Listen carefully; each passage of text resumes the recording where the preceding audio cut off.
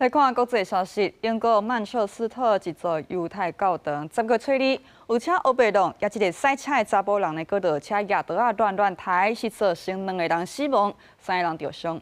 落尾哦，这个查甫人是去互警察开枪弹死，也警察认定这是针对犹太人的恐怖攻击，有3个人涉嫌委托、筹备、煽动恐怖主义的行动，即马互抓起来。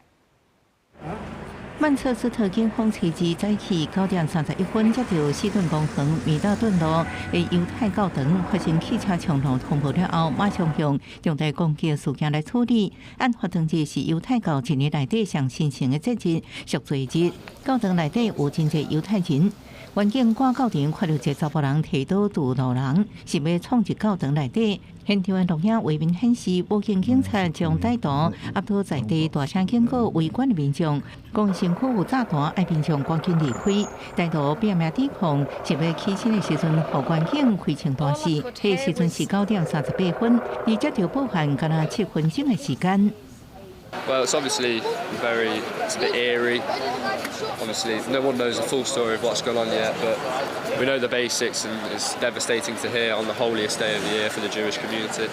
首相史卡尔同志原本伫南非哥本哈根参加欧盟领袖峰会，接到通知了后，马上登于伦敦召开内阁紧急会议，了后伫记者会宣布，这是一件针对犹太人来的恐怖攻击，下令伫全国犹太教堂四周围加强维安警力。Today's horrific incident shows why.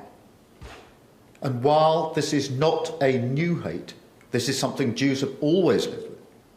We must be clear. It is a hatred that is rising once again, and Britain must defeat it once again. 警方事后公布，歹徒是一个35岁叙利亚的查甫人夏麦，伊细汉时阵入禀英国，2006年得到英国公民身份时阵还未成年。这案件另外还有3人因为涉嫌委托收备、加煽动恐怖主义行动被抓。2023年10月7日，警察战争爆发以来，英国反犹太受凶攻击数量增加真多，敢若是去年就超过3500件。曼彻斯特攻击案件传出了后，美国东西两岸举行赎罪日活动的犹太教堂，也拢提高警觉加强安检。公司新闻王慧文报道。